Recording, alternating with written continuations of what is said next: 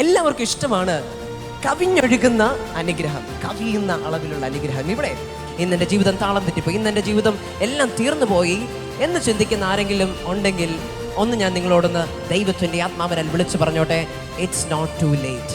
നിന്നെ കൊണ്ട് കഴിയാത്തത് ഞാനിന്ന് നിന്നെ കൊണ്ട് ചെയ്യിപ്പിക്കാൻ പോവാ. നിന്റെ ഉള്ളിൽ ഞാനതൊരു അനുഗ്രഹമായി നൽകാൻ പോവാ. ചിലയിടത്ത് ദൈവിക അനുഗ്രഹത്തിൽ ജീവിക്കുന്നവർക്കൊരു പ്രത്യേകതയുണ്ട്. വലിയ അനുഗ്രഹങ്ങളൊക്കെ നിങ്ങളുടെ ജീവിതത്തിൽ കടന്നു വരുവാനേ കഴിയും യേശുവിലൂടെ.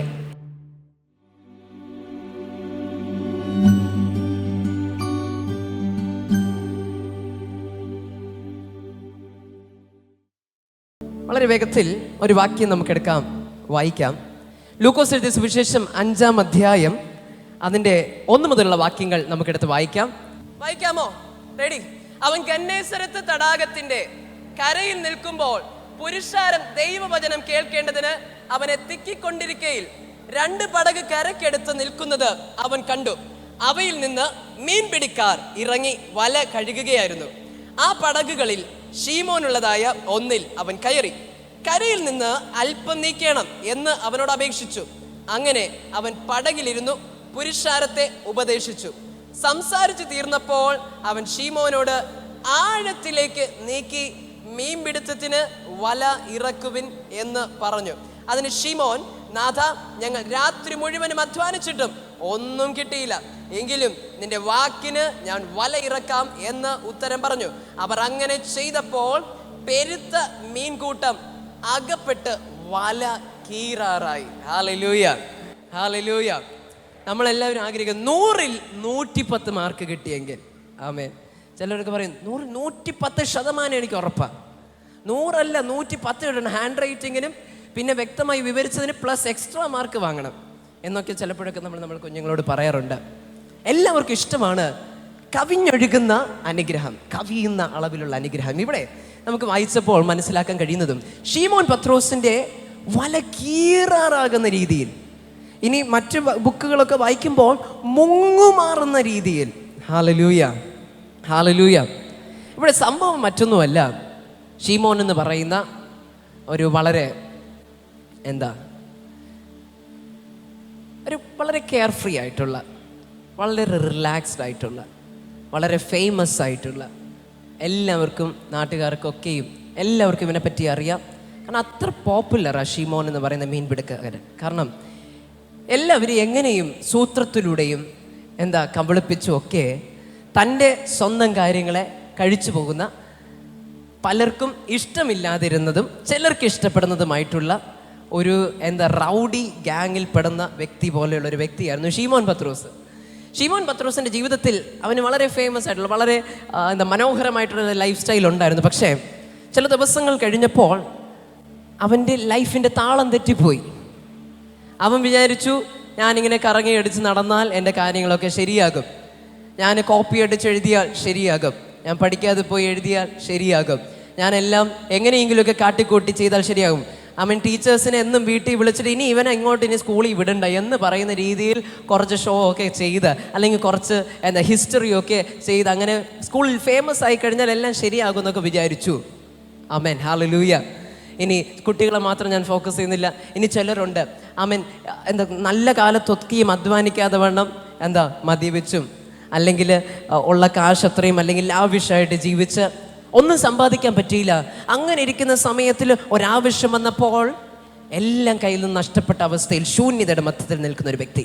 ഇവിടെ ശീമോൻ പത്രോസിനെ പറ്റി നോക്കുമ്പോഴും തൻ്റെ ജീവിതത്തിൽ ഒരു നല്ലൊരു താളമുണ്ടായിരുന്നു.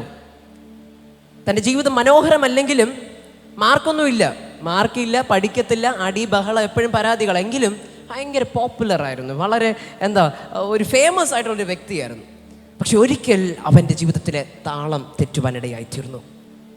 അവസാന നിമിഷമായി പോയി. ഇന്ന് എന്നെ കേൾക്കുന്ന ദൈവമക്കളെ, ഇതിലാരെങ്കിലും ഇനി എനിക്ക് മുന്നേറുവാൻ കഴിയില്ല, എൻ്റെ കഴിഞ്ഞ നാളുകളിൽ എനിക്ക് അവസരങ്ങളുണ്ടായിരുന്നു, കഴിഞ്ഞ നാളുകളിൽ എനിക്ക് സാഹചര്യങ്ങളുണ്ടായിരുന്നു, കഴിഞ്ഞ നാളിൽ എനിക്ക് ഒരുപാട് ചാൻസസ് കിട്ടി, ഓപ്പർച്യൂണിറ്റീസ് കിട്ടി, പക്ഷേ അവിടെയൊന്നും ഞാനത് ഉപയോഗിച്ചാൽ ഞാനതിനെ പാഴാക്കി കളഞ്ഞു. ഇന്ന് എൻ്റെ ജീവിതം താളം തെറ്റിപ്പോയി, ഇന്ന് എൻ്റെ ജീവിതം എല്ലാം തീർന്നു പോയി എന്ന് ചിന്തിക്കുന്ന ആരെങ്കിലും ഉണ്ടെങ്കിൽ ഒന്ന് ഞാൻ നിങ്ങളോടൊന്ന് ദൈവത്തിൻ്റെ ആത്മാവരാൽ വിളിച്ചു പറഞ്ഞോട്ടെ, ഇറ്റ്സ് നോട്ട് ടു ലേറ്റ്. ആമേൻ. ലേറ്റായി പോയിട്ടില്ല. ഒന്ന് പറയാമോ? ലേറ്റായി പോയിട്ടില്ല, താമസിച്ചു പോയിട്ടില്ല, എല്ലാം കഴിഞ്ഞു പോയിട്ടില്ല, എല്ലാം തീർന്നു പോയിട്ടില്ല. ഒന്ന് പറഞ്ഞാട്ടെ, എല്ലാം തീർന്നു പോയിട്ടില്ല, താമസിച്ചു പോയിട്ടില്ല. എൻ്റെ സമയം വരുന്നതേ ഉള്ളൂ. പറഞ്ഞാട്ടെ, എൻ്റെ സമയം വരുന്നതേ ഉള്ളൂ. പറയുന്നില്ല, എൻ്റെ സമയം വരുന്നതേ ഉള്ളൂ. ഞാനൊന്ന് പറഞ്ഞോട്ടെ, ഞാനൊരു സ്റ്റുഡൻ്റ് ആയിരുന്നു ഒരു 3 മാസം മുമ്പ് വരെയും. അപ്പോൾ എനിക്കറിയാം, നമ്മൾ ഭയങ്കര ജോളിയായിട്ട് പലപ്പോഴും എൻജോയ് ചെയ്ത് നമ്മൾ പഠിക്കാതെയൊക്കെ നടക്കും. എന്നിട്ട് ലാസ്റ്റ് നിമിഷം, അതായത് ചിലർ ഓരോ കാറ്റഗറിയിലുണ്ട്. ചിലരെന്ന് പറയുമ്പോൾ എക്സാമിന് ഒരാഴ്ചയ്ക്ക് മുമ്പാണ് അവർക്കൊരു ഉന്മേഷം, മോട്ടിവേഷനൊക്കെ വരുന്നത്. എനിക്ക് പഠിച്ചു തുടങ്ങണം. ചിലർ 2 ആഴ്ച മുമ്പേ ഇങ്ങനെ പ്ലാൻ ചെയ്യും, ഞാൻ അടുത്ത ആഴ്ച തൊട്ട് തിങ്കളാഴ്ച ഇന്ന സബ്ജക്റ്റ്, ചൊവ്വാഴ്ച ഇന്ന സബ്ജക്റ്റ്, ബുധനാഴ്ച ഇന്ന സബ്ജക്റ്റ് എന്നതൊക്കെ എല്ലാം പ്ലാൻ ചെയ്ത് വെക്കും. പക്ഷെ തിങ്കൾ കടന്നു പോകും, ചൊവ്വ കടന്നു പോകും, ബുധൻ കടന്നു പോകും, ആ ആഴ്ചയിലും പഠിത്തം നടക്കത്തില്ല. പിന്നെ എക്സാമിൻ്റെ തലേ ദിവസമാകുമ്പോൾ ഒരു പ്രത്യേകമായി അഡ്രിനാലിൻ റഷ് വന്നിട്ട്, ഞാൻ എവിടെ നിന്ന് തുടങ്ങണം, എന്ത് പഠിച്ചാലും തീരുമെന്ന് പറഞ്ഞിട്ട് ഇതൊക്കെ ഇത്രയും കടൽ പോലെ കിടക്കുക, എവിടെ നിന്ന് തുടങ്ങിയാൽ തീരും, എവിടെ നിന്ന് പഠിച്ചാൽ മാർക്ക് കിട്ടും എന്നുള്ള രീതിയിലെല്ലാം താളം തെറ്റിപ്പോകുന്ന അവസ്ഥ വരാറുണ്ട്. ഇനി എന്നെ സംബന്ധിച്ച് നോക്കുകയാണെങ്കിൽ, കോളേജിനെ സംബന്ധിച്ച് നോക്കുമ്പോൾ എനിക്ക് തലേ ദിവസവും ഇത് വരില്ല. ഞങ്ങൾക്ക് എക്സാം ഉച്ചയ്ക്ക് ശേഷം. അപ്പോൾ രാവിലെ ഒരു 8 മണിയാകുമ്പോൾ എഴുന്നേക്കും. ബാംഗ്ലൂരിലുണ്ടായിരുന്ന കാലത്തുള്ള കാര്യമാണ് പറയുന്നത്. അപ്പോൾ 8 മണി എക്സാം അല്ലേ. ഇപ്പോൾ തലേ ദിവസമൊക്കെ പഠിക്കണം എന്ന് പറഞ്ഞാൽ 12 മണി ഇരിക്കും, പക്ഷെ പഠിക്കത്തില്ല. ചിലപ്പോൾ ഒന്ന് ഫോണിൽ നോക്കിക്കൊണ്ടിരിക്കുക, അല്ലെങ്കിൽ ഫ്രണ്ട്സിനോട് സംസാരിച്ചിരിക്കും. ഫ്രണ്ട്സും വരും, ഒരുമിച്ചിരുന്ന് പഠിക്കാമെന്ന് പറഞ്ഞ് ഫ്ലാറ്റിൽ വരും. പക്ഷേ ഒന്നും നടക്കത്തില്ല. ലാസ്റ്റ് പഠിത്തമൊന്നും നടക്കത്തില്ല. എന്തെങ്കിലുമൊക്കെ സംസാരിച്ചിരുന്നിട്ട് എല്ലാവരും കിടന്ന് ഉറങ്ങും. അതാണ് സംഭവിക്കുന്നത്. അപ്പോൾ രാവിലെ 8 മണിയാവും എഴുന്നേൽക്കുമ്പോൾ, താമസിച്ച് കിടന്നുകൊണ്ട് 8 മണിക്ക് എഴുന്നേറ്റ് പിന്നെ ഒരു 8:30 പഠിക്കണം എന്ന് ആഗ്രഹിക്കും. പഠിക്കും, പക്ഷെ അപ്പോഴും നടക്കത്തില്ല. ഒന്ന് ഗിയർ മാറി വരാൻ 1 മണിക്കൂർ സമയമാണ്. പിന്നെ 9 മണിയാകുമ്പോഴാണ് ബുക്ക് എടുക്കുന്നത്, ബുക്ക് തുറക്കുന്നു. പിന്നെ ഒരു 12 മണിയാകും എക്സാമിന് വേണ്ടിയിട്ട്. 12:15 ഗേറ്റ് അടക്കി, അത് കഴിഞ്ഞാൽ കയറാൻ പറ്റില്ല. അപ്പോൾ 12 മണിയാകുമ്പോൾ ഞാൻ വീട്ടിൽ നിന്ന് ഇറങ്ങും. ഒറ്റ ഓട്ടമാണ്, ഓടി ഹോൾ ടിക്കറ്റും പേനയും മാത്രം കയ്യിലെടുത്തോണ്ട് ഓടിപ്പോയി എഴുതും. പക്ഷേ എഴുതി വന്നു കഴിഞ്ഞാലും കുഴപ്പമില്ലാത്ത അത്യാവശ്യം മാർക്ക് കിട്ടാറുണ്ടായിരുന്നു. ഹല്ലേലൂയ.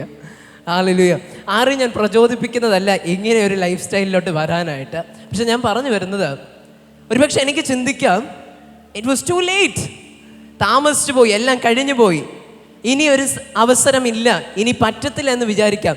അങ്ങനെ എന്നെ പഠിപ്പിച്ചെടുത്തൊരു കാര്യമുണ്ട്, Abi, it's not too late, you can still do it. താമസിച്ചു പോയിട്ടില്ല, നീ ഇനി ആരംഭിച്ചാലും ചെയ്യാൻ പറ്റും. താമസിച്ചു പോയിട്ടില്ല, നീ ഇനിയും ശ്രമിച്ചാൽ ചെയ്യുവാനേ കഴിയും എന്നൊരു മനോഭാവത്തിലേക്ക് ഞാൻ വിശ്വാസത്തിൽ വളരുവാനും തുടങ്ങി. അങ്ങനെയാണ് പിന്നെ ഗിവപ്പ് ചെയ്യുന്ന ഒരു ശീലം മാറ്റിയെടുത്തത്. ഇതിനകത്ത് ഗിവപ്പ് ചെയ്യാനായിട്ടിരിക്കുന്ന ആരെങ്കിലും ഉണ്ടോ? 10th പഠിക്കുന്നവരൊക്കെ വന്നിട്ടുണ്ടെന്ന് വിശ്വസിക്കുന്നു. 12th പഠിക്കുന്നവർ വന്നിട്ടുണ്ടെന്ന് വിശ്വസിക്കുന്നു. PSC പഠിക്കുന്നവർ, 12th അല്ലെങ്കിൽ കോളേജ് എക്സാംസ് ചെയ്യുന്നവർ വന്നിട്ടുണ്ടെന്ന് ഞാൻ വിശ്വസിച്ചോട്ടെ. ചിലപ്പോഴൊക്കെ നമ്മളങ്ങ് ഗിവപ്പ് ചെയ്യും. ഇനി എനിക്ക് പറ്റത്തില്ല, സമയം കഴിഞ്ഞു, കുറച്ചും കൂടെ നേരത്തെ പഠിക്കാൻ തുടങ്ങിയെങ്കിൽ, കുറച്ചും കൂടെ നേരത്തെ ട്രൈ ചെയ്തെങ്കിൽ, കുറച്ചും കൂടെ ക്ലാസ്സിൽ ശ്രദ്ധിച്ചിരുന്നെങ്കിൽ. ഇങ്ങനെ ഒരു കുറ്റബോധത്തിൻ്റെ ഒരു കാലയളവിലൂടെയാണ് നമ്മൾ കടന്നു പോകുന്നത്, പ്രത്യേകിച്ചും എക്സാമിന് തൊട്ട് മുന്നേ. മനസ്സിലാകുന്നുണ്ടോ? ഒരു സൈക്കോളജി ഇങ്ങനെ ഒരു കുറ്റബോധത്തിൻ്റെ ഒരു ടൈം പീരീഡിലാണ് നിങ്ങൾ കടന്നു പോകുന്നത്. പക്ഷേ ഇന്ന് എനിക്ക് വചനത്തിൽ നിന്ന് പറയാനുള്ളത്, ഇറ്റ്സ് നോട്ട് ടു ലേറ്റ്, താമസിച്ചു പോയിട്ടില്ല. കാരണം ഇവിടെ ശീമോൻ പത്രോസ് രാത്രി മുഴുവൻ അധ്വാനിച്ചു.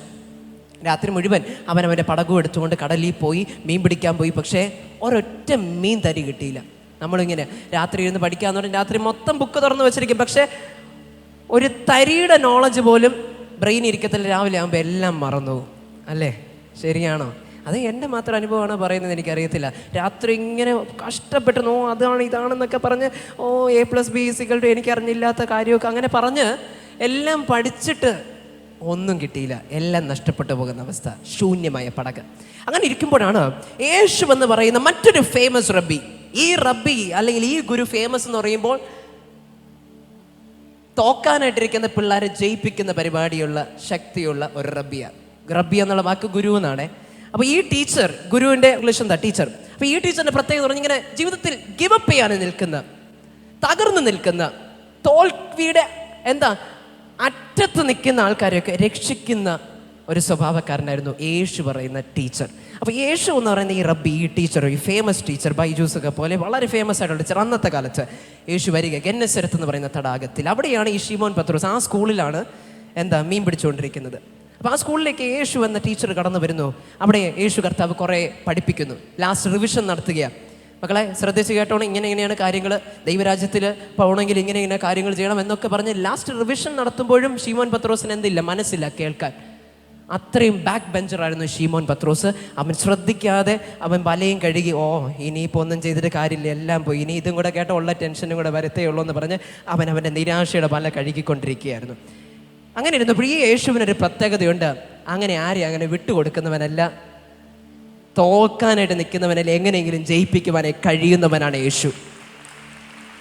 ജീവിതത്തിൽ എല്ലാം അവസാനിച്ചു എന്ന് പറഞ്ഞ് മരണത്തിൻ്റെ മുന്നിൽ നിൽക്കുന്നവരെ പോലും ജീവിപ്പിക്കുവാൻ മനസ്സുള്ളവനാണ് യേശു. യേശു ഒന്ന് ചെയ്തു. യേശു പത്രോസിനോട് പോയി പറഞ്ഞു, നമ്മുടെ കോണ്ടെക്സ്റ്റിനനുസരിച്ച് മാത്രമേ ഞാൻ സംസാരിക്കുന്നുണ്ട്, വേറെ ഒരുപാട് ചരിത്രങ്ങൾ അതിൻ്റെ ഇടയിലുണ്ട്, അതൊന്നും പോകുന്നില്ല. യേശു പത്രോസിൻ്റെ അടുക്കൽ പോയിട്ട് പറഞ്ഞു, പത്രോസേ, എനിക്കറിയാം നിൻ്റെ കാര്യം, നിൻ്റെ വിഷയം എന്താണെന്നറിയാം, നീ ഒന്നും പഠിച്ചില്ല, ഇനി സമയമില്ല, എല്ലാം തീർന്നുപോയി, നാളെ തോക്കാൻ പോവുക. പത്രോസിൻ്റെ കാര്യത്തിൽ നോക്കുമ്പോൾ അവൻ മരണത്തെ മുഖാമുഖം കാണുന്ന അവസ്ഥയാണ്. കാരണം ടാക്സ് അടയ്ക്കാൻ പൈസയില്ല. റോമൻ സാമ്രാജ്യത്തിലെ അന്നത്തെ നേതാവായി നിൽക്കുന്ന വ്യക്തിയോടായിരുന്നു ഇവൻ്റെ ഉടമ്പടി. അങ്ങനെ കുറച്ച് ചരിത്രങ്ങളുണ്ട്, അതിലോട്ടൊന്നും പോകുന്നില്ല. അപ്പോൾ മരണത്തെ മുഖാമുഖം കണ്ടിരിക്കുന്ന പത്രോസിൻ്റെ അടുക്കിലേക്ക് പോയിട്ട് യേശു പറഞ്ഞു, മകളെ നീ പേടിക്കണ്ട, ഞാൻ പറയുന്ന കേൾക്ക്. അവല്ല നീ കഴുകി ഒതുക്കി, ശരിയാണ്, നീ പുസ്തകമൊക്കെ അടച്ചു വെച്ച് ഇനിയിപ്പോൾ കിടന്നുറങ്ങാമെന്ന് പറഞ്ഞ് പോയി, എന്നെ കൊണ്ട് പറ്റത്തില്ല എന്ന് പറഞ്ഞ് പോകാൻ പോവാം. പക്ഷേ ഇല്ല, ആ പുസ്തകം പതിയെ ഒന്ന് തുറന്നോ, നിന്നെ കൊണ്ട് കഴിയാത്തത് ഞാനിന്ന് നിന്നെ കൊണ്ട് ചെയ്യിപ്പിക്കാൻ പോവാം, നിൻ്റെ ഉള്ളിൽ ഞാനതൊരു അനുഗ്രഹമായി നൽകാൻ പോവാം എന്ന് പറഞ്ഞ് പത്രോസിനോട് പറഞ്ഞു, നീ കഴുകി ഒതുക്കി വല എടുത്തുകൊണ്ട് വരാൻ പറഞ്ഞു. യേശു പറഞ്ഞു, പടകിനെ ആഴത്തിലേക്ക് നീക്കിയിട്ട് ആഴത്തിലേക്ക് വലയിടാൻ പറഞ്ഞു.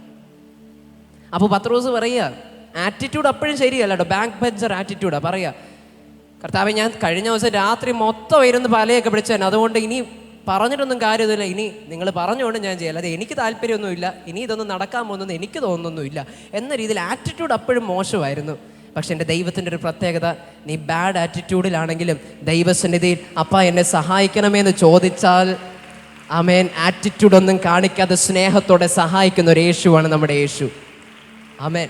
വചനം വായിച്ചാൽ അറിയാം, പത്രോസിന് വേണമെങ്കിൽ നല്ലൊരു ആറ്റിറ്റ്യൂഡ് കാണിക്കാം.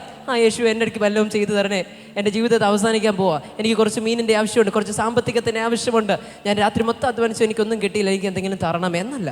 ആറ്റിറ്റ്യൂഡ് എപ്പോഴും ശരിയല്ല. ഞാൻ രാത്രി മൊത്തം അധ്വാനിച്ചിരിക്കുക, പക്ഷെ ഒന്നും കിട്ടിയില്ല, ഇനി അങ്ങ് പറഞ്ഞതുകൊണ്ട് ഞാൻ ചെയ്യാം എന്ന രീതിയിൽ ആർക്കോ വേണ്ടി ഓക്കാനിക്കുന്നത് പോലെ, ആർക്കോ വേണ്ടി ചെയ്യുന്നത് പോലെ. അവിടെ വ്യക്തമായി ശ്രദ്ധിക്കണം, യേശു പറഞ്ഞതുകൊണ്ട് ചെയ്തു, അല്ല അവൻ്റെ ആവശ്യമല്ല. ഹല്ലേലൂയ. ഇതിലും നിങ്ങൾ ആരെങ്കിലും സ്റ്റുഡൻസ് കേൾക്കുന്നുണ്ടെങ്കിൽ നിങ്ങളും പാരൻസിന് വേണ്ടിയിട്ട് ചെയ്യുന്നവരുണ്ടായിരിക്കാം, ടീച്ചേഴ്സ് പറഞ്ഞതുകൊണ്ട് ചെയ്യുന്നവരുണ്ടായിരിക്കാം, ഇനി പിയർ പ്രഷർ കൊണ്ട് ചെയ്യുന്നവരുണ്ടായിരിക്കാം, ആരോ പറഞ്ഞിട്ട് ആർക്കോ വേണ്ടി ചെയ്യുന്നവരുണ്ട്. പക്ഷെ നിങ്ങൾക്കും അത്ഭുതം ചെയ്യുവാൻ എൻ്റെ യേശു തയ്യാറാണ്. ആമേൻ. ഇന്ന് നീ നിനക്ക് വേണ്ടി ചെയ്തില്ലെങ്കിലും ആർക്കോ വേണ്ടി നീ ഇന്നിവിടെ വന്നിരിക്കുന്ന ഒരു വ്യക്തിയാണോ, ഇന്ന് യേശു നിന്നോട് സംസാരിക്കുകയാണ്. നീ ആർക്കോ വേണ്ടിയാണ് ഈ പരീക്ഷ എഴുതാൻ പോകുന്നെങ്കിലും നിനക്ക് വേണ്ടി അത്ഭുതം ചെയ്യുവാൻ ദൈവം തയ്യാറാണ്. നീ പോലും വിചാരിക്കാത്ത രീതിയിൽ ഒരു അത്ഭുതം ദൈവം നിന്റെ ജീവിതത്തിൽ ചെയ്യുവാനായി പോകുന്നൊരു പകലാണെന്ന്. അങ്ങനെ വലയിറക്കുന്നു. അങ്ങനെ വലയെടുത്ത് ആഴത്തിലേക്ക് ഇടുന്നു. ആഴത്തിലിട്ട് ഇട്ട് കഴിഞ്ഞപ്പോൾ ഒന്ന് സംഭവിച്ചു. ഇവനെക്കാളും കഷ്ടപ്പെട്ട് പഠിച്ച, കഷ്ടപ്പെട്ട് അധ്വാനിച്ച പലരും അവിടെ ഉണ്ടായിരുന്നു. പല മീൻപിടുത്തക്കാരും ഉണ്ടായിരുന്നു. പത്രോസിൻ്റെ കൂടെ കുറച്ച് മറ്റാൾക്കാരും കൂടെ ഉണ്ടായിരുന്നു കേട്ടോ. ഒരു പടകിൻ്റെ ആൾക്കാരും കൂടെ ഉണ്ടായിരുന്നു. അവർക്കും കിട്ടിയില്ല മീൻ.